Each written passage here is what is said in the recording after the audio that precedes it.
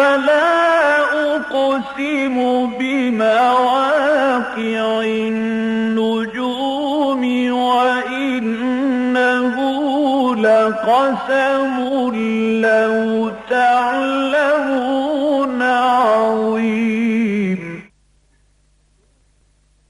إنه لقرآن كريم في كتاب مكنون لا يمسه إلا المطهرون تنزيل من رب العالمين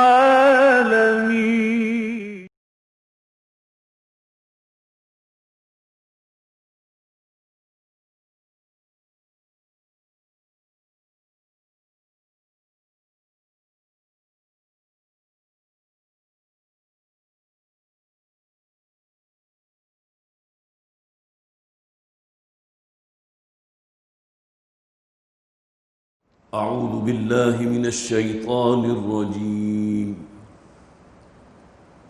بسم الله الرحمن الرحيم.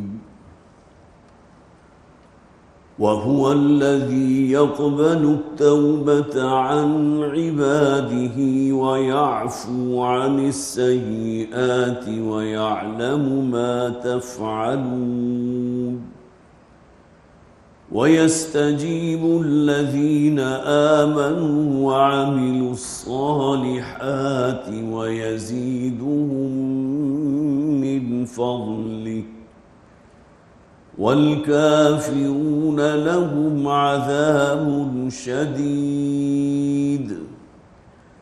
ولو بسط الله الرزق لعباده لبغوا في الأرض ولكن ينزل بقدر ما يشاء إنه بعباده خبير بصير. وهو الذي ينزل الغيث من بعد ما قنطوا وينشر رحمته وهو الولي الحميد. ومن آياته خلق السماوات والأرض وما بث فيهما من دابة وهو على جمعهم إذا يشاء قدير. وما أصابكم من مصيبة فبما كسبت أيديكم ويعفو عن كثير. وما أنتم بمعجزين في الأرض وما لكم من دون الله من ولي ولا نصير. ومن آياته الجوار في البحر كالأعلام إن يشأ يسكن الريح فيظللن رواكد على ظهره إن في ذلك لآيات لكل صبار شكور. أو يوبقهن بما كسبوا ويعفو عن كثير. ويعلم الذين يجادلون في آياتنا ما لهم من محيص. صدق الله العظيم. رب اشرح لي صدري ويسر لي أمري واحلل عقدة من لساني يفقهوا قولي. اللهم الہمنا رشدنا واعذنا من شرور انفسنا آمین یا رب العالمین۔ حضرات سورہ شورى ہمارے زیر مطالعہ ہے۔ جیسا کہ میں نے عرض کیا تھا، مکی صورتوں میں یہ سورہ مبارکہ جو ہے بہت اہم ہے، خاص طور پر اقامت دین کی جو ایک فرضیت ہے اس حوالے سے سورہ مبارکہ کی وہ آیہ مبارکہ کہ شرع لکم من الدین ما وصى به نوحا والذی اوحینا الیک وما وصینا به ابراہیم وموسیٰ وعیسیٰ ان اقیموا الدین ولا تتفرقوا فیہ۔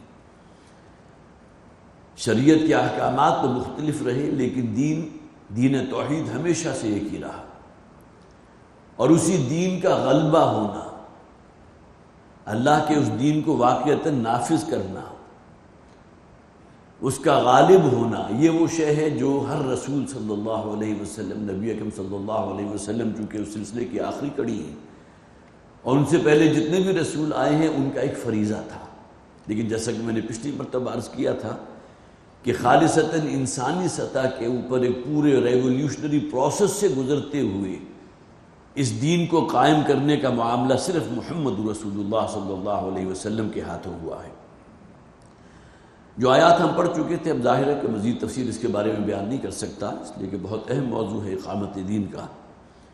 لیکن پچھلی مرتبہ جو آیات ہم نے پڑھی تھی اس میں خاص طور پر دو چیزیں نوٹ کیجئے جو میں چاہتا ہوں پھر آپ کے ذہن میں تازہ کر دوں۔ چونکہ مکی صورت ہے لہٰذا بہت سی مکی صورتوں میں وہ انداز اختیار کیا جاتا ہے جو ذرا جھنجھوڑنے کا انداز ہوتا ہے۔ سورہ حج کے آخر میں جو فرمایا گیا یا ایھا الناس ضرب مثل فاستمعوا لہ، اے لوگوں ایک مثال بیان کی جا رہی ہے، ذرا اسے بڑے غور سے سنو، کان لگا کر سنو۔ ان الذین تدعون من دون اللہ لن یخلقوا ذبابا ولو اجتمعوا لہ، یہ اصل میں جھنجھوڑنے کا انداز ہے۔ وہ ہستیاں کہ جن کو تم نے اللہ کا شریک اور ساجی قرار دے رکھا ہے، جنہیں اپنا الہ قرار دیتے ہو، وہ تو ایک مکھی بھی پیدا نہیں کر سکتے۔ لن یخلقوا ذبابا ولو اجتمعوا لہ، خواہ سب مل جل کر زور لگا لیں، تمہارے تمام یہ خدا جمع بھی ہو جائے، لیکن یہ کہ ایک مکھی کی تخلیق پر بھی قادر نہیں ہے۔ یہ جھنجھوڑنے کا انداز آپ کو وہاں ملا۔ یہاں خاص طور پر اس آیت کو نوٹ کی جو ہم نے پچھلی مرتبہ پڑھی تھی، ام لہم شرکاء شرعوا لہم من الدین ما لم یأذن بہ اللہ۔ اے محمد صلی اللہ علیہ وسلم ذرا ان سے پوچھئے، سوال کیجئے، کیا ان کے شریکوں میں سے جنہیں انہوں نے اللہ کا ساجی قرار دیا ہوا ہے، جن کی عبادت کرتے ہیں، کیا ان میں سے کوئی ایسی ایک مثال بھی موجود ہے کہ ان میں سے کسی نے ان کو شریعت کے کوئی احکامات دیے ہوں؟ وہ کہ شریعت وہ کہ جس کا تعلق ہماری دنیاوی زندگی کے ساتھ ہے، اس نظام کے ساتھ ہے۔ شرعوا لہم من الدین ما لم یأذن بہ اللہ، دین وہ نظام جو گویا کہ ہمارے دین اسلام جو ہے، اسلام تو اصلاً ایک دین ہے، کوئی مذہب تو نہیں ہے، تو ان کے شریکوں میں سے، ان کے جھوٹے خداؤں میں سے کیا کوئی بھی ایک ایسی مثال موجود ہے کہ انہوں نے کوئی شریعت کے احکامات زندگی کو اس دنیا میں بسر کرنے کے لیے کوئی احکامات انہیں دیے ہوں، کوئی ہدایت کا رستہ دکھایا ہو؟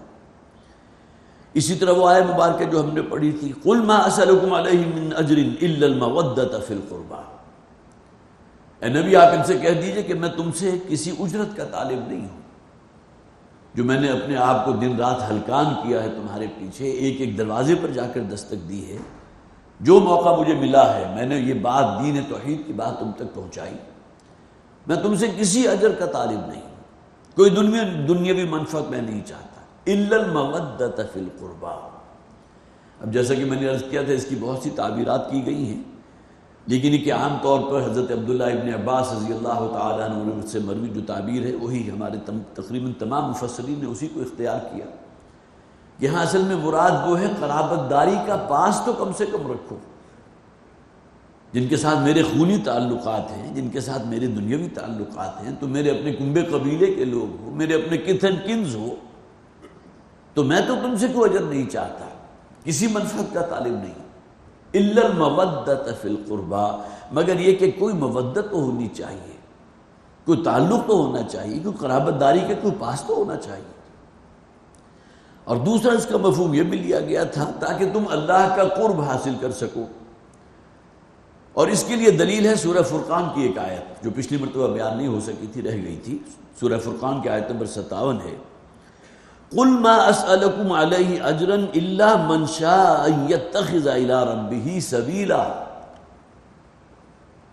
کہہ دیجئے ان سے اے نبی صلی اللہ علیہ وسلم کہ میں نے تم سے کسی اجر کا مطالبہ نہیں کیا، اگرچہ جس پس منظر میں یہ بات آ رہی ہے اس میں بہت سے نبیوں اور رسولوں کا ذکر ہے کہ ہر نبی اور رسول کی یہی بات تھی کہ میں تم سے کسی اجر کا طالب نہیں ہوں، یہی معاملہ حضور کا صلی اللہ علیہ وسلم، جیسا کہ سورہ شورى جو ہمارے زیر مطالعہ اس میں ہم نے پڑھا۔ تو قل ما اسألکم علیہ من اجر، اے نبی ان سے کہہ دیجئے میں تم سے کسی اجر کا طالب نہیں ہوں، الا من شاء ان یتخذ الی ربہ سبیلا، مگر میں صرف ایک ہی اجر چاہتا ہوں کہ جو بھی تم میں ارادہ کر لے، عزم کر لے، جو چاہے کہ وہ اپنے رب کا رستہ پکڑ لے، اپنے رب کا قرب حاصل کرے۔ تو فرمایا گیا تو الا المودۃ فی القربى، ایک مفہوم یہ بھی لیا گیا، اور ایک مفہوم اگرچہ بہت ہی شاذ ہے لیکن یہ کہ اس میں جیسا کہ میں نے عرض کیا تھا اہل تشیع اس میں کچھ پیش ہے کہ یہاں اصل میں اہل بیت کا ذکر ہو رہا ہے کہ تم پر لازم ہے کہ میرے اہل بیت سے محبت کرو، ان کے لیے تمہارے اندر ایک مودت ہونی چاہیے، کچھ نہ کچھ جو ہے جذبہ ہونا چاہیے ان کے ساتھ محبت کا، عزت اور احترام کا، اس سے کون انکار کرے گا؟ لیکن سوال یہ ہے کہ اس آیت سے یہ مطلب اخذ کر لینا، جبکہ یہ صورت تو مکی صورت ہے، یہ تو مکے میں نازل ہوئی، اب اہل بیت کا معاملہ تو کہیں جا کر مدینہ میں ہوا تھا، تو گویا کہ اس حوالے سے اس کا معاملہ جو ہے بالکل نفی کا ہے۔ سب سے اقرب رائے جو ہے وہ یہی ہے کہ میں تم سے کسی اجر کا طالب نہیں ہوں، مگر صرف ایک بات میں تم سے چاہتا ہوں، ایک بات کا خواہش مند ہوں کہ تمہیں کم سے کم قرابت داری کا پاس رکھنا چاہیے۔ اب آئیے اگلی آیت کی طرف، وَالَّذِي يَقْبَلُ التَّوْبَةَ عَنْ عِبَادِهِ، وہی ہے جو اپنے بندوں کی توبہ کو قبول فرماتا ہے۔ توبہ کا قبول کیا جانا مشروط ہے اس بات کے ساتھ کہ انسان توبہ کرے تو سچی توبہ کرے، جسے قرآن کہتا ہے یا ایھا الذین آمنوا توبوا الی اللہ توبۃ نصوحا، اہل ایمان رجوع کرو، پلٹو، توبہ کرو اللہ کے حضور، وہ توبہ جو بالکل صاف ستھری، کرسٹل کلیئر، سچی توبہ۔ تو توبہ وہ اللہ تعالیٰ جو ہے اس کو قبول فرمائے گا جس کے اندر وہ حق شامل ہو، وہ سچائی شامل ہو۔ یہی بات ہے جو فرمائی گئی قرآن حکیم میں، سورہ نساء کی آیت نمبر 17 ہے، انما التوبۃ علی اللہ للذین یعملون السوء بجہالۃ ثم یتوبون من قریب۔ گویا کہ یہاں تو اللہ تعالیٰ نے اپنے ذمے اس بات کو واجب قرار دے دیا کہ یہ بات اللہ کے ذمے ہے، اللہ پر واجب ہے، حالانکہ یہ بات آپ کے علم میں ہے، کوئی شے ہم اللہ کے لیے وجوب کے درجے میں رکھ ہی نہیں سکتے۔ اگر ہم یہ کہیں کہ اللہ پر یہ لازم ہے تو یہ گویا کہ ایک اعتبار سے یہ معاملہ جو ہے اس کے خلاف ہے جو ہمارے عقائد ہیں۔ اللہ پر کوئی شے لازم نہیں ہے، ہاں وہ العادل ہے، عدل کرے گا، عدل کرنا اس پر گویا کہ اس کے اپنے ذمے ہے، جیسا کہ لَيَجْمَعَنَّكُمْ إِلَىٰ يَوْمِ الْقِيَامَةِ لَا رَيْبَ فِيهِ، وہ قیامت کے دن اللہ تعالیٰ نے جو قائم کیا وہ کس لیے؟ وہ عدل و انصاف کے لیے، وہ عدل کرے گا۔ لیکن یہ کہ یہ تمام چیزیں جو ہے اگر ہم نے اس کے بارے میں یہ سمجھ لیا کہ اللہ پر لازم ہے، گویا کہ اللہ پر واجب ہے، لیکن کوئی شے اگر اللہ تعالیٰ اپنے ذمے خود اپنے آپ پر واجب قرار دے دے، انما التوبۃ علی اللہ للذین یعملون السوء بجہالۃ، یقیناً ان لوگوں کی توبہ قبول کرنا اللہ نے اپنے اوپر واجب کر لیا ہے، وہ اللہ پر ہے، ان لوگوں کا حق ہے اللہ پر کہ جو توبہ کرتے ہیں اور کسی گناہ کے مرتکب ہوئے، کسی برائی میں ملوث ہوئے، لیکن فوراً رجوع کیا اللہ کی طرف، فوراً تائب ہو گئے، فوراً توبہ کی۔ تو وَهُوَ الَّذِي يَقْبَلُ التَّوْبَةَ عَنْ عِبَادِهِ، وہی اللہ ہے کہ جو اپنے بندوں کی توبہ کو قبول فرماتا ہے۔ وَيَعْفُو عَنِ السَّيِّئَاتِ، اور ان کی برائیوں کو، ان سے جو بھی لغزشیں ہوئی ہیں، جو خطائیں ہوئی ہیں، جو کوتاہیاں ہوئی ہیں، ان کو معاف فرما دیتا ہے۔ ظاہر توبہ کے بارے میں تو وہ حدیث بھی موجود ہے، اگر سچی توبہ انسان کر لے تو اللہ تعالیٰ اس کی زندگی کے تمام گناہ معاف فرما دیتا ہے، سوائے حقوق العباد کے۔ لوگوں میں سے کسی پر کوئی ظلم کیا تھا، کسی کے ساتھ زیادتی کی تھی، کسی کا کوئی روپیہ پیسہ ہڑپ کر لیا تھا، کسی کو جو ہے بھرے بازار میں رسوا کر دیا تھا، اب وہ جو اس کا دل دکھا ہے یا اس کا مال جو تم نے اپنے جو ہے جس کو ہڑپ تم کر گئے ہو، تو اس کے معاملے میں اللہ تعالیٰ کی طرف سے کوئی وعدہ نہیں، وہ تو اس شخص سے جا کر گویا کہ ذاتی طور پر معافی حاصل کرنا ہوگی، وہ شخص معاف کرے گا تو اللہ تعالیٰ بھی معاف فرما دے گا۔ تو گویا کہ انسان اگر توبۃ النصوح کرتا ہے تو اس کی زندگی کے تمام گناہ اللہ معاف کر دیتا ہے. حقوق اللہ کی بات ہے، حقوق العباد کا معاملہ نہیں. وَيَعْفُو عَنِ السَّيِّئَاتِ، اور وہ برائیوں کو، گناہوں کو معاف فرما دیتا ہے. وَيَعْلَمُ مَا تَفْعَلُونَ، اور پھر وہ جانتا بھی ہے جو تم کرتے ہو. گویا کہ یہاں بین السطور یہ مضمون بھی موجود ہے کہ توبہ کرنے کے بعد اگر تم نے پھر اسی رستے کو اختیار کر لیا تو یہ نہ سمجھو کہ اللہ تعالیٰ کے علم میں نہیں ہے. اللہ جانتا ہے، وہ دیکھ رہا ہے، وہ تو تمہارے ایک ایک عمل سے واقف ہے. صرف عمل ہی نہیں، تمہارے زبان سے نکلا ہوا ہر لفظ جو ہے وہ اللہ کے علم میں، اللہ جان رہا ہے. کرامن کاتبین اللہ نے کیوں بٹھا دیے؟ انسان کے جو کندھوں کے اوپر ہیں، اگرچہ ہم اس کا کوئی وزن محسوس نہیں کرتے، لیکن قرآن حکیم کی تو آیت موجود ہے نا کہ اللہ تعالیٰ نے کرامن کاتبین، 2 فرشتے مقرر کیے ہوئے ہیں جو اس کی ہر نیکی کو یا ہر برائی کو، جو اس کا خواہ فعل ہو، عمل ہو یا اس کا قول ہو، ہر شے کو وہ نوٹ کر رہے ہیں، ہر شے کو ریکارڈ کر رہے ہیں. تو یعفو عن السیئات ویعلم ما تفعلون، اور اللہ تعالیٰ خوب جانتا ہے جو تم کر رہے ہو. اگر توبہ کرنے کے بعد اگر تم نے پھر اس کا جو اللہ سے وعدہ کیا تھا، جو عہد کیا تھا، اس کو توڑ دیا تو اللہ کے علم میں ہے. وَيَسْتَجِيبُ الَّذِينَ آمَنُوا وَعَمِلُوا الصَّالِحَاتِ. دیکھیے یہاں تیسری مرتبہ یہ چند آیات کے اندر ایمان اور عمل کو 3 مرتبہ ایک دوسرے کے ساتھ لے کر آئے. سب سے پہلے ہم نے پڑھا تھا آیت نمبر 22 کے اندر وَالَّذِينَ آمَنُوا وَعَمِلُوا الصَّالِحَاتِ فِي رَوْضَاتِ الْجَنَّاتِ. وہ لوگ جو ایمان لائے اور نیک اعمال کیے. ایمان اور عمل صالح لازم و ملزوم ہے. اس کے بعد اگلی ہی آیت میں فرمایا وَيُبَشِّرُ اللَّهُ عِبَادَهُ الَّذِينَ آمَنُوا وَعَمِلُوا الصَّالِحَاتِ. اللہ تعالیٰ خوشخبری سناتا ہے، تہنیت اور مبارکباد ہے ان لوگوں کے لیے جو ایمان لائے اور پھر انہوں نے نیک اعمال کیے. ایمان عمل صالح لازم و ملزوم. اب یہاں تیسری مرتبہ 2 آیات چھوڑ کر پھر اس بات کو ریپیٹ کیا گیا وَيَسْتَجِيبُ الَّذِينَ آمَنُوا وَعَمِلُوا الصَّالِحَاتِ. اللہ تعالیٰ دعا قبول فرماتا ہے، دعا سنتا ہے، ہر بندے کی پکار کو سنتا ہے. اجیب دعوت الداع اذا دعانی فلیستجیبوا لی ولیؤمنوا بی. جب بھی میرے بندے آپ سے میرے بارے میں سوال کرے انہیں بتا دیجیے میں ان کے بالکل قریب موجود ہوں اور ان کی ہر پکار کو سنتا ہوں. نہ صرف سنتا ہوں، اس کا جواب دیتا ہوں. استجابت کہتے ہیں لبیک کہنا، جواب دینا. جب انسانوں کے لیے، اہل ایمان کے لیے آئے گا، اگلی آیات میں آ بھی جائے گا الذین استجابوا لربہم، وہ لوگ جنہوں نے اپنے رب کی پکار پر لبیک کہا، رب کی فرما برداری اختیار کی.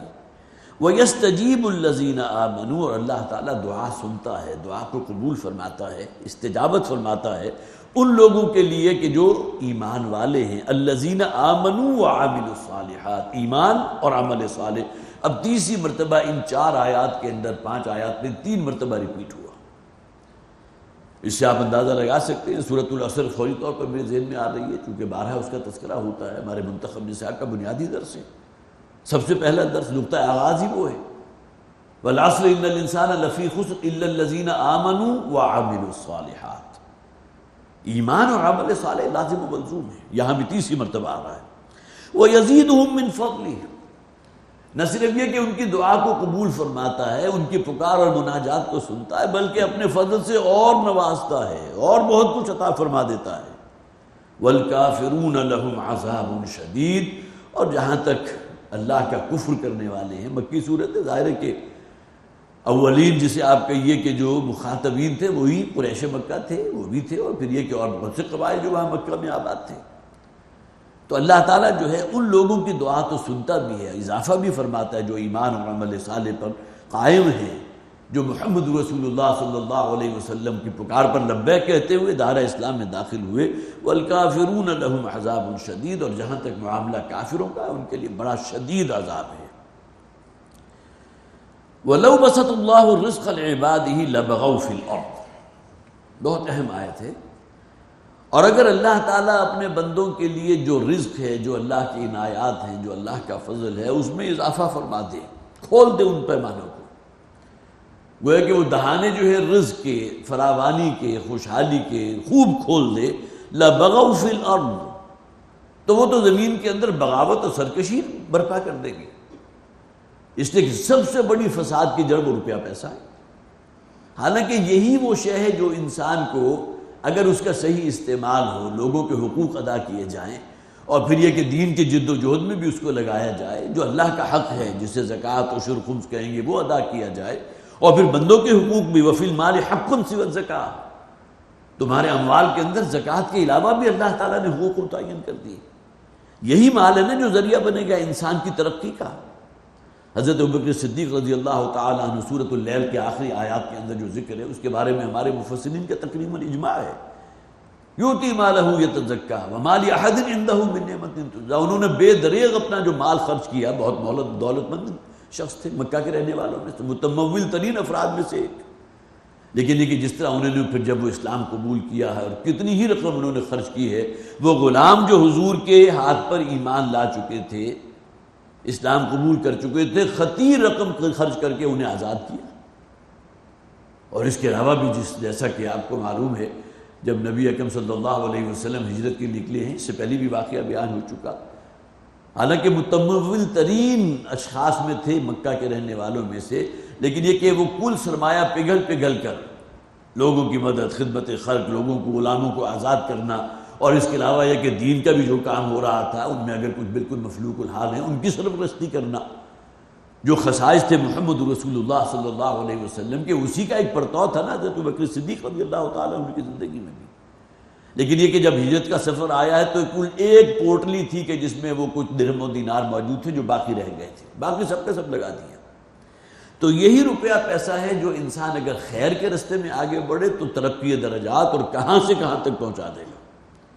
لیکن یہی وہ ہے، اور اکثر و بیشتر یہی معاملہ ہوتا ہے، جیسے کہ یہاں کہا گیا وَلَوْ بَسَطَ اللَّهُ الرِّزْقَ لِعِبَادِهِ لَبَغَوْا فِي الْأَرْضِ، اللہ تعالیٰ اگر رزق کے پیمانوں کو کھول دے اور بڑی فراوانی ہو جائے، بڑی خوشحالی ہو جائے، آسمان سے جو ہے جسے آپ کہیے ہن برسنے لگے، تو ان لوگوں کی اکثریت وہ ہوگی کہ جو زمین کے اندر فساد برپا کرے گی، بغاوت کے اوپر سرکشی پر آمادہ ہو جائے گی۔ لَبَغَوْا فِي الْأَرْضِ وَلَٰكِن يُنَزِّلُ بِقَدْرٍ مَّا يَشَاءُ، بلکہ اللہ تعالیٰ اپنے رزق کے پیمانے جاری فرماتا ہے ایک خاص اندازے کے مطابق جس کے لیے چاہتا ہے۔ اور وہ ہم نے اپنی کھلی آنکھوں دیکھتے ہیں کہ اللہ تعالیٰ نے رزق کے پیمانوں میں سب کو بالکل مساوی نہیں رکھا، کسی کو بہت کچھ دیا، اتنا دیا ہے کہ دوسرے جو ہے اس کا سوچ نہیں سکتے، تصور نہیں کر سکتے۔ اب یہ میں اس رزق کی بات کر رہا ہوں جو خالصتاً حلال ذریعے سے کمایا گیا ہو، ورنہ حرام ذریعے سے جو بھی رزق کمایا جائے گا اس کے پیمانے تو آپ کھلی آنکھوں آپ اس کا مشاہدہ کر سکتے ہیں، انسان کہاں سے کہاں تک پہنچ جاتا ہے، کتنے بلینز میں ان کے جو ہیں وہ ملک سے باہر اثاثے جمع ہوتے ہیں۔ لیکن یہ تو بات وہ ہو رہی ہے نا کہ جس میں وہ رزق کے پیمانے جائز رستے سے اللہ تعالیٰ ان کو پہنچاتا ہے۔ تو لَبَغَوْا فِي الْأَرْضِ وَلَٰكِن يُنَزِّلُ بِقَدْرٍ مَّا يَشَاءُ، لیکن یہ کہ اگر ہم نے یہ سمجھا کہ اللہ تعالیٰ کی طرف سے جو ہمیں رزق دیا گیا ہے یا جو اللہ تعالیٰ کا فضل اور انعام ہے، یہ گویا کہ انسان اس کی وجہ سے اللہ کی نافرمانی کی طرف اگر کہیں مائل ہو جائے، جیسے کہ کہا گیا سورۃ الفجر میں کہ وَأَمَّا إِذَا مَا ابْتَلَاهُ رَبُّهُ فَأَكْرَمَهُ وَنَعَّمَهُ، وہی نعمت دن کا ذکر ہوا ہے۔ وہ رزق کے پیمانے اللہ تعالیٰ اگر کھول دیتا ہے فَيَقُولُ رَبِّي أَكْرَمَنِ، تو انسان کہتا ہے میرے رب نے مجھے بڑی عزت دی ہے، بڑا نوازا ہے، گویا کہ اس کو بھی وہ منسوب کرتا ہے تو رب ہی کی طرف کر رہا ہے۔ وَأَمَّا إِذَا مَا ابْتَلَاهُ فَقَدَرَ عَلَيْهِ رِزْقَهُ فَيَقُولُ رَبِّي أَهَانَنِ، اور اسی رزق کے پیمانے میں جب اللہ تعالیٰ کچھ تنگی پیدا کر دیتا ہے، کوئی ناپ تول کر دینے لگتا ہے، تو وہ کہتا ہے میرے رب نے مجھے رسوا کر دیا، رب نے مجھے ذلیل کر دیا۔ حالانکہ یہ دونوں ہی چیزیں امتحان ہیں نا، اللہ تعالیٰ کسی کو دے کر آزماتا ہے، کسی سے سلب کر کے آزماتا ہے، کسی سے لے کر آزماتا ہے۔ تو وَلَوْ بَسَطَ اللَّهُ الرِّزْقَ لِعِبَادِهِ لَبَغَوْا فِي الْأَرْضِ، اللہ تعالیٰ اگر اپنے بندوں کے لیے رزق کے پیمانے بالکل کھول دیتا تو یہ لوگ اس زمین میں فساد برپا کرتے، بغاوت پر آمادہ ہوتے۔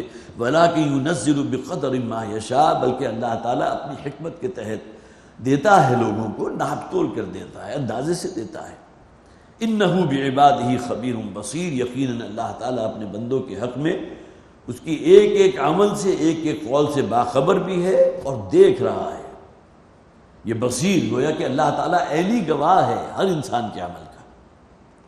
وَهُوَ الَّذِي يُنَزِّلُ الْغَيْثَ مِن بَعْدِ مَا قَنَطُوا وَيَنشُرُ رَحْمَتَهُ، اور وہی تو ہے کہ جو آسمان سے بارش نازل فرما رہا ہے، میਂہ برسا رہا ہے، من بعد ما قنطوا، جبکہ لوگ بالکل مایوس ہو چکے تھے، کہیں دور دور تک کوئی باران رحمت کی کوئی امید نہیں ہے، کئی سال بیت چکے بارش نہیں ہوئی، اس کرۂ ارضی پر ایسے علاقے بھی تو موجود ہیں کہ سالوں گزر جاتے ہیں قحط سالی. صومالیہ کا علاقہ جب قحط آتا ہے تو کبھی آپ نے پکچرز میں دیکھا ہوگا کہ جن جانوروں کا بھی اور مویشیوں کا بھی اور انسانوں کا کیا حال ہوتا ہے.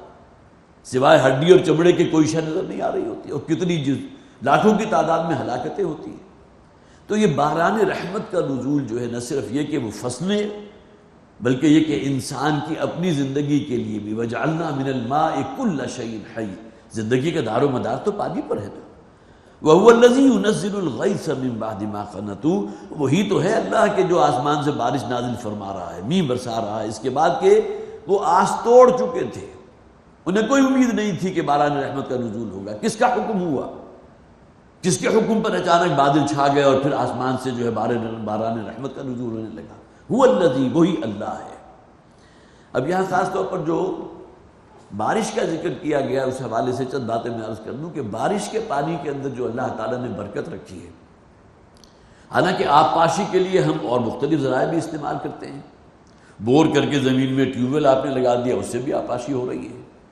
اسی طرح نہریں کھود کر جو ہے اس کے ذریعے بھی آب پاشی ہو رہی ہے. کنویں کھود لیے گئے، وہاں بھی کوئی رہٹ لگا دیا، جیسے کہ پرانے زمانے میں ہوا کرتا تھا. کسی جانور کو، کسی اونٹ کو باندھ دیا اور وہ پھر ڈول ہوتے تھے، وہ ایک بہت بڑی چین کی شکل میں کنویں میں سے پانی لاتے تھے اور پھر وہ آخر جو ہے ایک جب سرکل پورا ہو جاتا تو ڈول کا رخ جب الٹا ہوتا تھا تو سامنے ایک چینل تھا، اس سے ہوتے ہوئے کھیتوں میں جاتا تھا.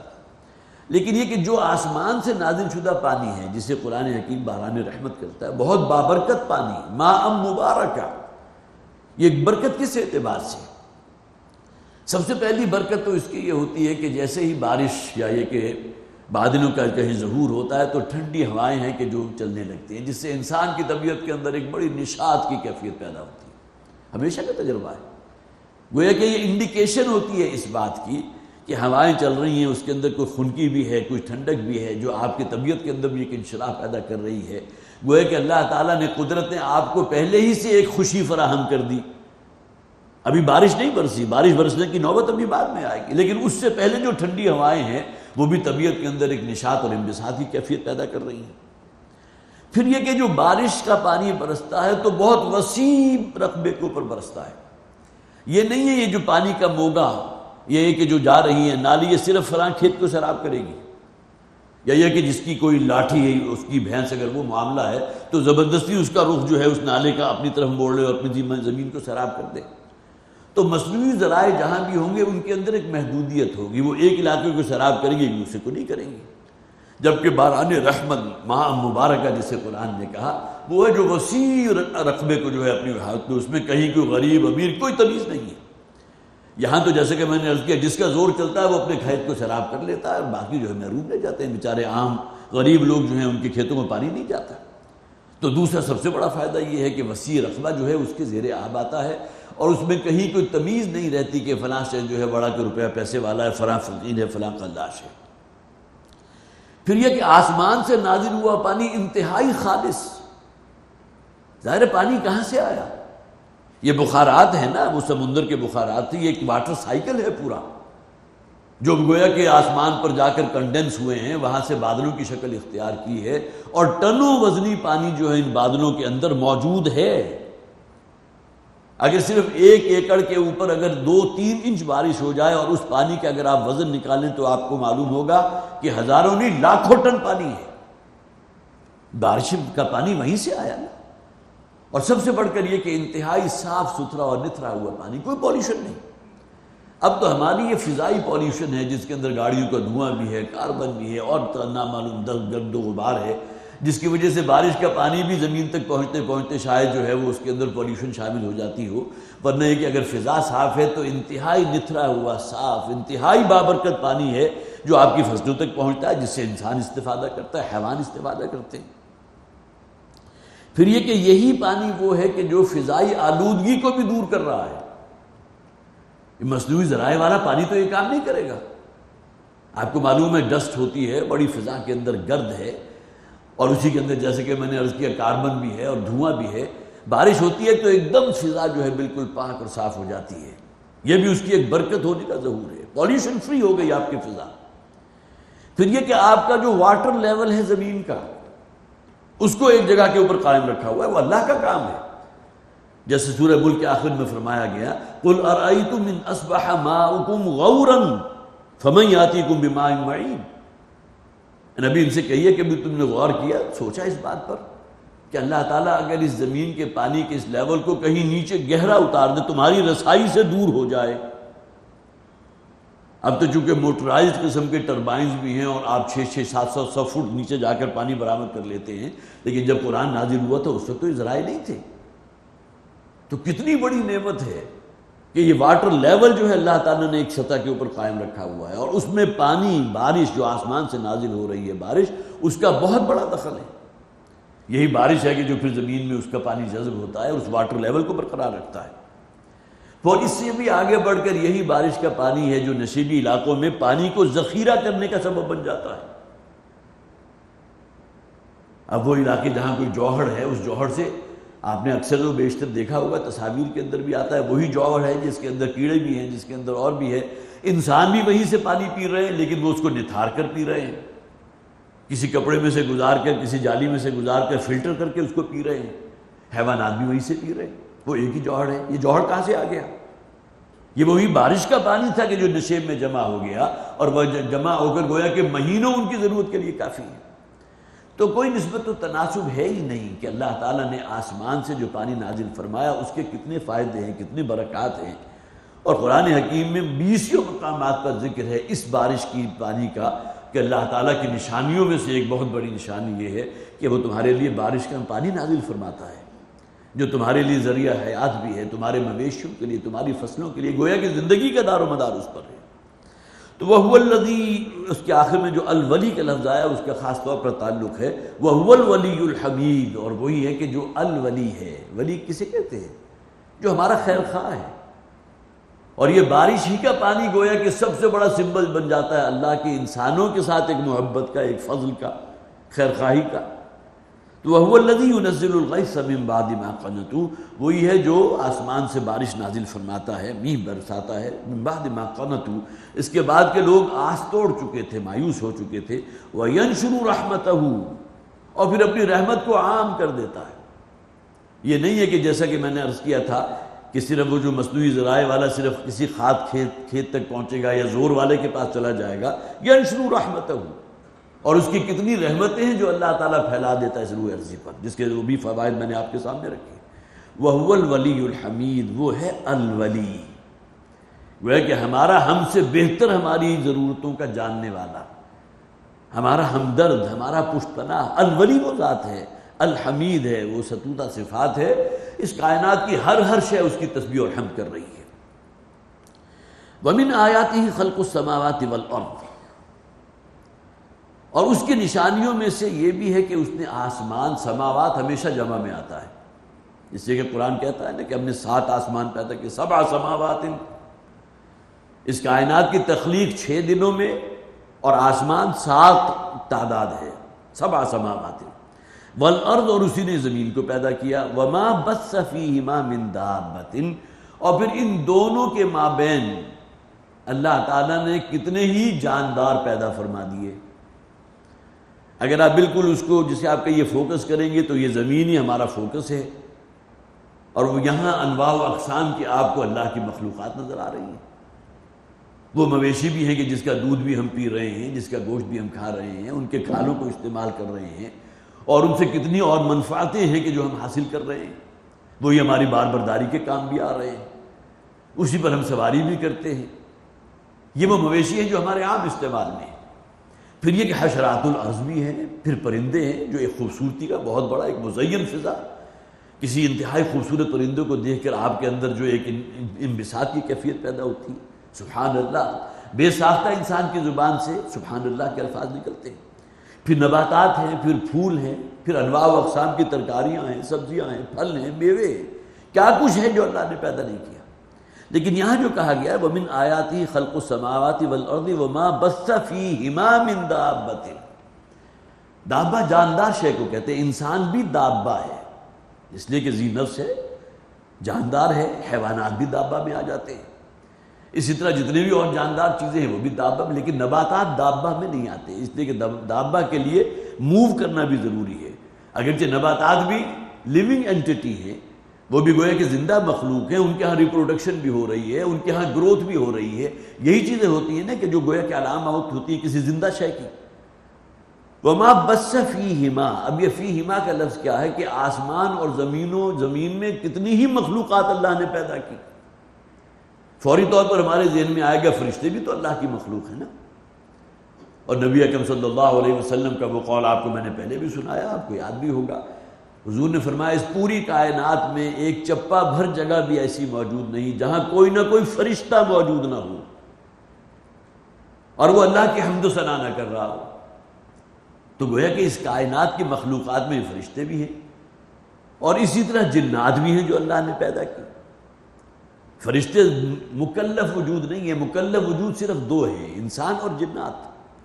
لیکن یہ کہ اشارہ یہاں ملتا ہے، بعض تفاسیر کے اندر ذکر موجود ہے کہ ممکن ہے کہ کوئی اور کرے اس کائنات میں ایسے موجود ہوں جہاں جاندار ہوں۔ فیہما کا لفظ جو آ گیا، یہ زمین اور زمین کے علاوہ اور جو کچھ اللہ تعالیٰ نے آسمان اور مختلف جو ہے کرے پیدا کیے، ان میں کوئی مخلوق ہو سکتی ہے جس کا تک کبھی ہماری رسائی نہیں ہے۔ بہت کوشش کی گئی ہے کہ شاید مریخ جو ہے وہاں کوئی مخلوق موجود ہو، وہ اگرچہ کوئی مکلف ہوگی یا نہیں ہوگی، انسان جیسی ہوگی یا نہیں ہوگی، لیکن کوئی جاندار ذی نفس کوئی شے شاید نظر آ جائے۔ تو ومن آیاتہ خلق السماوات والارض، اسی کی نشانیوں میں سے زمین و آسمان کی تخلیق ہے۔ 7 آسمان اللہ نے بنائے، یہ زمین بنائی۔ وما بث فیہما من دابۃ، اور ہر نوع کی ذی نفس جاندار شے جو اللہ تعالیٰ نے پھیلا دی زمین و آسمان کے مابین۔ وَهُوَ عَلَى جَمْعِهِمْ إِذَا يَشَاءُ قَدِيرٌ، اور اللہ تعالیٰ اس پر قدرت رکھتا ہے، قادر ہے کہ ان سب کو جمع کر لے۔ ایک وعدہ تو ہے اللہ کا کہ تمام انسانوں کو جمع کرے گا قیامت کے دن، اس سے تو کوئی انکار نہیں۔ لا اقسم بیوم القیامہ، قیامت کسے کہتے ہیں؟ وہ دن جب کہ سب لوگ جمع کر دیے جائیں گے، حالت قیام میں ہوں گے۔ قیامت یہی زمین ہوگی کہ جتنے بھی مردے اس میں دفن کیے گئے اس میں نکل باہر ہوں گے۔ وَأَخْرَجَتِ الْأَرْضُ أَثْقَالَهَا، گویا کہ یہ بوجھ ہیں جو زمین نے سنبھال رکھے ہیں۔ ہم کسی بھی جسد خاکی کو زمین میں اگر دفناتے ہیں تو وہ زمین کے لیے ایک بوجھ بن جاتا ہے نا۔ تو سورہ زلزال میں فرمایا کہ أَخْرَجَتِ الْأَرْضُ أَثْقَالَهَا، یہ زمین اپنے تمام بوجھ جو ہے وہ نکال باہر کرے گی۔ اس میں یہی انسان بھی ہوں گے کہ جو دفن ہوئے، جو یہاں گویا کہ پیوندے خاک ہو چکے، جو اب امانت ہے زمین کی، اگرچہ وہ ڈس انٹیگریٹ ہو چکے ہیں، کوئی الیکٹران پروٹون جو ہیں وہ بھی کسی کیمیکل ایکشن کے اندر جو ہے وہ شامل ہو کر کوئی نیا کمپاؤنڈ وجود میں آ چکا ہوگا، لیکن بہرحال جو کچھ بھی اللہ کا حکم ہوگا یہ یوم القیامہ ہے۔ تو انسانوں کو جمع کیا جانا، جیسا کہ فرمایا گیا نا سورۃ تغابن میں، یوم یجمعکم لیوم الجمع ذالک یوم التغابن، وہ دن کہ جب اللہ تعالیٰ تم سب کو جمع کر لے گا۔ جمع کرنے کے دن، جمع کرنے کا دن وہی قیامت کا دن، ذالک یوم التغابن۔ آگے فرمایا گیا وہ ہوگا اصل میں اصل ہار اور جیت کے فیصلے کا اصل دن۔ اس دن معلوم ہوگا کون جیتا کون ہارا۔ اس دنیا میں تو ہمارا مشاہدہ ہے کہ بہت سے وہ لوگ کہ جو جیتے ہوئے نہیں بلکہ ٹاپ پر ہیں، بلینرز ہیں، لیکن آخرت میں ان کے ساتھ کیا ہونے والا ہے اس دن معلوم ہوگا کہ ہارے ہوئے شخص ہیں۔ اور اس دنیا میں کوئی مفلس تھا، کوئی قلاش تھا جس کو بوقت، جسے آپ کا یہ 2 وقت کی روٹی اس کو میسر نہیں تھی، لیکن یہ کہ اللہ تعالیٰ کے ہاں وہاں اگر کامیاب ہوگا، ایمان، عمل صالح، تواصی بالحق، تواصی بالصبر، اللہ کی اطاعت، اللہ کی فرما برداری، نبی اکرم صلی اللہ علیہ وسلم کا اتباع، اگر یہ چیزیں جو ہیں اس کے دامن اعمال کے ساتھ مزین ہیں تو وہاں کامیاب ہے۔ ذالک یوم التغابن، تو وَهُوَ عَلَى جَمْعِهِمْ إِذَا يَشَاءُ قَدِيرٌ، اور وہ اس پر قادر ہے کہ ان تمام کو جمع کر لے۔ خاص جیسے کہ میں نے عرض کیا، جو مکلف وجود ہیں وہ تو جمع کیے جائیں گے ہی، وہ انسان ہیں اور جنات ہیں۔ وَمَا أَصَابَكُم مِّن مُّصِيبَةٍ فَبِمَا كَسَبَتْ أَيْدِيكُمْ وَيَعْفُو عَن كَثِيرٍ، اور جو کوئی بھی تم پر پڑتی ہے، کوئی پڑنے والی، اصابہ یصیبو، کوئی شے پڑ جانا انسان پر، مصیبت اسی سے نکلا۔ عام طور پر یہ مفہوم جو آتا ہے منفی مفہوم ہے، لیکن یہ کہ اصابہ یصیبو کسی شے کا واقع ہو جانا، جو چیزیں انسان پر خارج سے وارد ہو رہی ہیں وہ اصابہ یصیبو ہیں۔ کوئی بیماری بھی ہے، یہ بھی گویا کہ ایک مصیبت ہے، کوئی مالی پریشانی ہے، یہ بھی مصیبت ہے، انسان زخمی ہو گیا، کسی حادثے کا شکار ہو گیا، یہ بھی ایک مصیبت اصاب، اس لیے کہ اس کا خارج سے تعلق ہے۔ اور پھر یہ کہ کوئی جسے آپ کا یہ شادی کی کیفیت ہے، بہت ہی خوشی کے عالم ہے، یہ بھی اللہ تعالیٰ کی طرف سے ہے، یہ بھی انہی واردات میں سے جو خارج سے انسان کے اوپر اثر انداز ہوتی ہے۔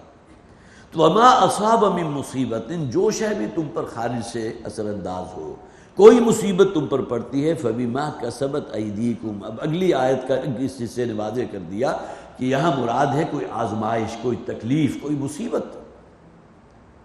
جب بھی تم میں سے کسی کو کوئی مصیبت آ پکڑتی ہے، فبما کسبت ایدیکم، وہ تمہارے اپنا ہی کسب ہوتا ہے، تمہارے اپنے ہاتھوں کی کمائی ہوتی ہے۔ دیکھیں، ایک تو وہ مصائب ہیں جو اللہ کے عذاب کی شکل میں ان قوموں پر آئے جن کے سیاہ کاریاں بھی تھیں، جن کے کرتوت بھی تھے، جن کے حرام خوریاں بھی تھیں، جن کا ذکر جو ہے مکی صورتوں میں آپ کو جا بجا ملے گا، پھیلا ہوا ملے گا۔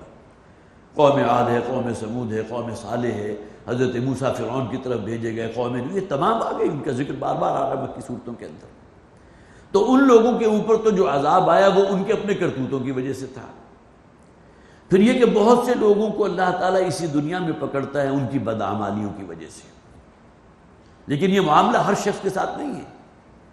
بڑے بڑے باغی اور سرکش جو ہے اللہ کے نافرمان، وہ آپ کو یہاں جسے آپ کہیے کہ جسے ان کے اوپر کوئی پکڑ ہے ہی نہیں، وہ معلوم ہے عیاشیاں کرتے پھر رہے ہیں، ہر نوع کی سہولت اور ہر نوع کی عیاشی انہیں حاصل ہے، لیکن اس کے برعکس جو بھی حق پر قائم ہے ان کے لیے ممکن ہی عرصہ حیات بالکل تنگ کر دیا گیا۔ تو ایک تو وہ سزائیں ہیں، یہ وہ امتحانات ہیں، وہ تکلیفیں جو انسان کے اعمال کی وجہ سے اس کے اوپر آتی ہیں۔ اس سلسلے میں 2-3 احادیث میں آپ کو سناؤں گا۔ اور کچھ تکالیف وہ ہیں جو اللہ تعالیٰ ان لوگوں پر بھی بھیجتا ہے جو اس کے نیکوکار لوگ ہیں۔ یہ سوالات اکثر ہمارے ذہن میں پیدا ہوتے ہیں، فلاں تو بہت ہی اللہ والا، بہت عابد و زاہد، لیکن یہ کہ اس کی زندگی جو ہے بڑی پریشانیوں میں گزری ہے، بڑی تکلیفوں میں گزری ہے، اور پھر یہ کہ عمر کا آخری حصہ جو تھا اس میں مختلف بیماریوں کا حملہ ہو گیا۔ اب یہ چیزیں بالکل ان دونوں کو الگ رکھیں۔ ایک تو انسان کے کرتوتوں کی سزا جو ان قوموں پر آئی اس عذاب کی شکل میں جو اللہ کی طرف سے بھیجا گیا، یا خاص طور پر انسانوں کو اللہ تعالیٰ اس دنیا میں بھی پکڑتا ہے، جیسے عام طور پر ہم کہتے ہیں نا کہ خدا کی لاٹھی بے آواز ہے، کسی پر ظلم کیا ہے تو اللہ تعالیٰ سے گویا کہ یہ ضروری نہیں ہے کہ اس دنیا میں لازماً اس کا جو ہے اس کی سزا اس کو دے دی جائے، لیکن بعضوں کو اللہ تعالیٰ نشان عبرت بنا دیتا ہے۔ بہت سی مثالیں آپ کے سامنے موجود ہوں گی، یہ پڑھنے میں چیزیں آتی ہیں، کسی شخص کو دفن کیا گیا تو قبر جو ہے وہ قبول کرنے کو تیار نہیں، اس لیے کہ جب جائزہ لیا جاتا ہے تو اس شخص کی زندگی کے اندر جو بھی نافرمانیاں ہی تھیں، اور نہ صرف یہ کہ بغاوت، سرکشیں اور بہت اس کے اندر جو ہے عیب موجود تھے، تو اس طرح کی مثالیں بھی بعض اوقات سامنے آ جاتی ہیں، لیکن یہ کہ اصول اور کلیہ نہیں ہے۔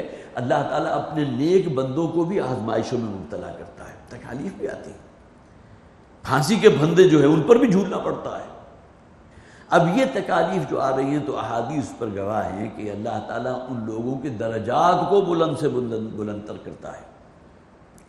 مسند احمد کی ایک روایت ہے، ابن کثیر میں موجود ہے کہ نبی اکرم صلی اللہ علیہ وسلم نے فرمایا، جب کسی مسلمان کے گناہ بڑھ جاتے ہیں، دل میں خدا خوفی ہے لیکن انسان آخر جیسے آپ کہیے کہ نفس نامی شیطانی تو اندر موجود ہے نا، ملوث ہو جاتا ہے برائیوں کے اندر، کسی غلط کام کے اندر، تو جب کسی شخص کے گناہ ایک حد سے بڑھ جاتے ہیں یا زیادہ بڑھ جاتے ہیں تو اللہ تعالیٰ اس شخص کو مختلف تکالیف یا پریشانیوں میں مبتلا کر دیتا ہے، اور یہ تکالیف اور پریشانیاں اس کے ان گناہوں کا کفارہ بن جاتی ہیں۔ لیکن ایک معاملہ تو یہ تھا کہ یہ گناہ جو ہے منتج ہوتے آخرت پر، اور اس میں جو عذاب شدید ہوتا اس سے یہ لوگ بچا لیے گئے۔ گویا کہ نیک وکار لوگوں کے معاملے میں اللہ تعالیٰ یہ بھی اہتمام فرماتا ہے کہ اگر کسی شخص کے گناہ جو ہے بڑھ گئے ہیں تو اللہ تعالیٰ کسی پریشانی کو، کسی مصیبت کو، کسی غم کو جو ہے اس کے اوپر بطور آزمائش اس کے اوپر وارد کر دیتا ہے، جو اس کے گناہوں کا کفارہ بن جاتا ہے۔ مسند احمد کی روایت ہے۔ اسی طرح بخاری اور مسلم دونوں میں یہ روایت موجود ہے، ما یصیب المسلم من نصب ولا ہم ولا حزن ولا غم حتی الشوکہ، نہیں پہنچتی کسی مسلمان کو کوئی تکلیف، کوئی پریشانی، کوئی غم، کوئی حزن، کوئی بیماری، حتیٰ یہ کہ ایک کانٹا تک نہیں چبھتا، الا کفر اللہ بہا من خطایاہا، مگر یہ کہ اللہ تعالیٰ ان تکالیف کے ذریعے اس کے گناہوں کو محو فرما دیتا ہے۔ تو ہمارا ایمان تو ان چیزوں پر ہونا چاہیے کہ اگر ہم پر کوئی تکالیف آ رہی ہیں، کوئی مصائب آ رہے ہیں، کوئی بیماری ہے، کسی اعتبار سے بھی ہے، تو تو ہمیں یقین ہونا چاہیے کہ اللہ تعالیٰ ہمارے گناہوں کو مٹا رہا ہے، ہمارے گناہوں کو، گویا کہ وہ گناہ کے جو اخروی عذاب پر منتج ہوتے تو کیا انجام ہوتا، اسی دنیا میں اللہ تعالیٰ نے جیسے کہ یا فرمایا الا کفر اللہ بہا من خطایا، مگر یہ کہ اللہ تعالیٰ ان چیزوں کے ذریعے اس شخص کے گناہوں کو اور ان کے خطاؤں کو معاف فرما دیتا ہے۔ تو وما اصابکم من مصیبت فبما کسبت ایدیکم ویعفو عن کثیر، اور کتنے ہی گناہ ہیں جنہیں اللہ تعالیٰ معاف فرما دے، جسے آپ کہیے کہ درگزر فرما دیتا ہے۔ وہ گناہ جن پر کوئی پکڑ آ جاتی ہے وہ ایک کیٹیگری ہے، اور پھر وہ پکڑ جس کے ذریعے ان گناہوں کے اثرات کو اللہ تعالیٰ محو فرما دیتا ہے، جس کا ذکر ابھی حدیث میں فرمایا وَيَعْفُو عَنْ كَثِيرٍ، اور کتنے ہی گناہ انسانوں کے وہ ہوتے ہیں جو اللہ معاف فرما دے، درگزر فرما دیتا ہے۔ وہ جو کہا گیا نا کہ اللہ تعالیٰ اگر انسانوں کے گناہوں پر، قرآن کی آیت کا ایک مفہوم ہے، اسی دنیا میں اگر انسانوں کو پکڑے تو شاید کوئی انسان یہاں چلتا پھرتا نظر نہ آئے۔ یہ تو اللہ تعالیٰ کی وہ شان غفواری ہے، شان رحیمی ہے، وہ درگزر فرما دینا، معاف فرما دینا۔ وَيَعْفُو عَنْ كَثِيرٍ، کتنے ہی گناہ جنہیں اللہ نظر انداز کر دیتا ہے، اس دنیا میں اس کے لیے کسی تکلیف میں مبتلا نہیں کرتا، کوئی پکڑ نہیں آتی۔ وَمَا أَنْتُمْ بِمُعْجِزِينَ فِي الْأَرْضِ، اور تم اللہ کو عاجز نہیں کر سکتے، اس کی گرفت سے، اس کی پکڑ سے بھاگ کر کہیں نہیں جا سکتے۔ ظاہر ہے کہ انسان کہاں جائے گا، لا ملجا ولا مأویٰ الا الیک، بھاگے گا بھی تو کہاں جائے گا، اللہ کی دسترس سے، اللہ کی پکڑ سے تو نہیں جا سکتا۔ اور پھر یہ کہ بالآخر وہ مقام بھی آتا ہے کہ انسان سمجھتا ہے کہ سوائے اللہ ہی کی وہ جائے پناہ کے اور کوئی پناہ ہے ہی نہیں۔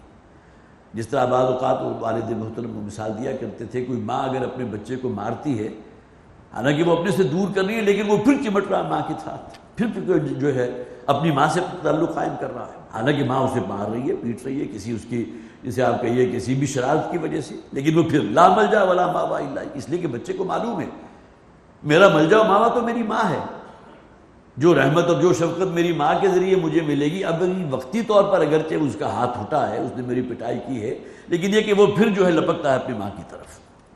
وَمَا أَنْتُمْ بِمُعْجِزِينَ فِي الْأَرْضِ، اور تم بھاگ کر کہیں نہیں جا سکتے، اللہ کو عاجز نہیں کر سکتے اس زمین میں، اس کی پکڑ سے، اس کی گرفت سے۔ وَمَا لَكُم مِّن دُونِ اللَّهِ مِن وَلِيٍّ وَلَا نَصِيرٍ، اور اللہ کے سوا تو نہ کوئی تمہارا ولی ہے، کوئی پشت پناہ ہے، کوئی حمایتی ہے، اور نہ ہی کوئی مددگار ہے۔ گویا کہ اگر مدد اور پشت پناہی حاصل کرنی ہے تو اللہ تعالیٰ ہی کی فرما برداری اختیار کرو گے تو حاصل ہوگی، ورنہ اس کے کوئی سوال نہیں ہے۔ وَمِنْ آيَاتِهِ الْجَوَارِ فِي الْبَحْرِ كَالْأَعْلَامِ، مکی صورتوں کا یہ اسلوب بھی جیسا کہ میں نے عرض کیا، اس سے پہلے بھی ہم نے پڑھا وَمِنْ آيَاتِهِ، اس کی نشانیوں میں سے یہ بھی ہے کہ اس نے زمین و آسمان، 7 آسمان پیدا کیے، سماوات اور زمین پیدا کی۔ اسی طرح اس کی نشانیوں میں سے بارش کا برسنا، وَهُوَ الَّذِي يُنَزِّلُ الْغَيْثَ مِن بَعْدِ مَا قَنَطُوا، اور پھر یہاں پھر فرمایا گیا وَمِنْ آيَاتِهِ الْجَوَارِ فِي الْبَحْرِ كَالْأَعْلَامِ، اور اس کی بڑی نشانیوں میں سے یہ ہے، یہ جو تمہارے بادبانی کشتیاں ہوتے ہیں، بڑے بڑے بحری بیڑے ہیں جو کہیں دور سے جو ہے بڑی چٹان کی طرح آپ کو سمندر کی سطح پر نظر آ رہے ہیں، وہ اپنی سطح پر قائم ہیں، پہاڑ جیسے، کالأعلام۔ آج تو بہرحال جتنے بڑے بڑے جہاز آپ نظر آ جائیں گے، آپ کو 20 منزلہ عمارت جو ہے وہ بھی شاید اس کے سامنے جو ہے سرنگو ہو جائے، جتنی بلندی ان بحرے جہازوں کی ہوتی ہے، اور اس کے اندر عشرت کے جو سامان انہوں نے کیے ہوتے ہیں، عیاشی اور بدماشی کے جو سامان کیے ہوتے ہیں، وہ بھی تو آج ہے نا، لیکن اس زمانے میں جب کہ یہ قرآن نازل ہو رہا تو بادبانی جہاز ہوتے تھے، اور ان کا اس سطح سمندر کے اوپر نہ صرف یہ کہ ڈوبنا نہیں، بلکہ یہ کہ کتنا مال اس میں، مال مویشی ڈھور ڈنگر اس میں لدے ہوتے تھے، اس کے باوجود وہ ڈوبتا نہیں تھا۔ اور پھر یہ کہ کشاں کشاں اپنی منزل کی طرف رواں دواں رہنا، کس کے حکم سے ہو رہا؟ ہواؤں کو چلنے کا کس نے حکم دیا؟ ذریعہ تو بنے ہیں وہ بادبان کے، جن کے اوپر ہوا کا پریشر پڑ رہا ہے، اور وہ اپنے خاص ایک رفتار سے جو ہے وہ چلتے چلے جا رہے ہیں اپنی منزل کی طرف۔ وَمِنْ آيَاتِهِ الْجَوَارِ فِي الْبَحْرِ كَالْأَعْلَامِ، یہ جو تم دیکھتے ہو بڑے بڑے پہاڑوں کی طرح کے یہ بادبانی جہاز، بحری بیڑے جو تمہارے ہیں، یہ اس کی نشانیوں میں سے ایک نشانی ہے۔ یہ ہواؤں کو اللہ کا حکم ہوتا ہے کہ اسے اس کی منزل کی طرف جو ہے گامزن رکھتے ہیں۔ إِن يَشَأْ يُسْكِنِ الرِّيحَ فَيَظْلَلْنَ رَوَاكِدَ عَلَى ظَهْرِهِ، اگر اللہ چاہے تو اس ہوا کو روک دے، جامد کر دے، پھر کون سی فورس ہوگی انہیں کہ جو آگے لے کر جائے گی؟ ہوا کے علاوہ تو کچھ نہیں۔ آج تو آپ کے پاس انرجی کی بہت سی اقسام موجود ہیں، نیوکلیئر انرجی بھی ہے، پھر سٹیم انرجی بھی ہے، پھر یہ جو آئل کے ذریعے فرنسز ہوتی ہے اس کے یہ جو عام طور پر ڈیزل وغیرہ ہے اس کے ذریعے بھی آپ کے بڑے بڑے بادبانی جہاز چلتے ہیں، لیکن اس زمانے میں تو یہ شے نہیں تھی، صرف ہوا ہے کہ جس کے دوش پر وہ اپنی منزل کی طرف رواں رہتے تھے۔ ای یشا یسکن الریح، اللہ تعالیٰ اگر چاہے تو ہوا کو روک دے، ساکن کر دے، اور سمندر کے بیچوں بیچ تمہارے یہ بحری بیڑے جو ہے وہیں کے وہیں ساکن و ثابت رہ جائیں، کیا چپوؤں کے ذریعے ان کو گھسیٹ کر جو ہے لے کر جا سکتے ہو کہیں؟ ممکن نہیں ہے۔ یہ اللہ کی نشانیوں میں سے گویا کہ اس نے ہواؤں کو بھی مسخر کر دیا ہے، وہ تمہاری خدمت میں تمہاری چاکری کے اندر لگا دیا۔ فَيَظَلْنَ رَوَاكِدَ عَلَىٰ ظَهْرِهِ، اور پھر یہی تمہارے بڑے بڑے بحری بیڑے جو ہے اس زمین کی پشت کے اوپر، زمین کے سینے کے اوپر بالکل ساکت و صامت کھڑے رہ جائیں، کوئی طاقت نہیں ہوگی کہ جو ان کو 1 انچ بھی آگے بڑھا سکے اگر اللہ تعالیٰ ہواؤں کو حکم دے دے کہ وہ رک جائیں۔ اسی طرح قرآن میں کہا گیا نا، اللہ تعالیٰ اگر چاہے تو اس زمین کے اوپر جو ہے ہمیشہ ہمیشہ کے لیے سورج دبکتا رہے اور دن ہی دن رات آئے نا، تو کون سی طاقت اور قوت ہوگی جو تمہارے لیے رات لے کر آئے؟ اور اللہ چاہے تو اس زمین کے اوپر ہمیشہ کے لیے رات ہی ہو جائے تو کون سی طاقت ہوگی کہ جو تمہیں دن فراہم کر دے؟ تو انسان کے پاس تو کچھ بھی نہیں ہے، جو کچھ ہے وہ اللہ کے حکم سے ہو رہا ہے۔ وَمِنْ آیَاتِهِ، اس کی نشانیوں میں سے یہ بھی ہے، اس کی نشانیوں میں سے بھی ہے۔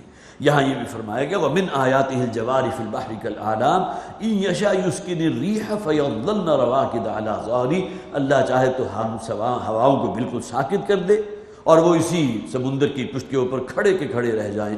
إِنَّ فِي ذَلِكَ لَآيَاتٍ لِكُلِّ صَبَّارٍ شَكُورٍ، بڑے خوبصورت الفاظ ہیں۔ یقیناً ان تمام چیزوں پر غور و فکر کرو، مشاہدہ کرو، کھول آنکھ زمین دیکھ، فلک دیکھ، فضا دیکھ، مشرق سے ابھرتے ہوئے سورج کو ذرا دیکھ، یہ تمام وہ حقائق ہیں، اللہ کی معرفت کی بڑی بڑی نشانیاں ہیں۔ یقیناً اس میں نشانیاں ہیں۔ ان فی ذالک لآیات لکل صبار شکور، ہر اس شخص کے لیے کہ جو کمال کے درجے کا صبر کرنے والا ہے، صبار۔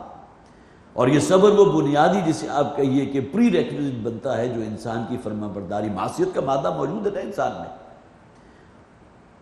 اور وہ جو انسان کے اندر کوئی اگر ارادہ پیدا ہوا گناہ کا اس کو روک لینا، یہ صبر ہے، صبر علی المعصیہ ہے۔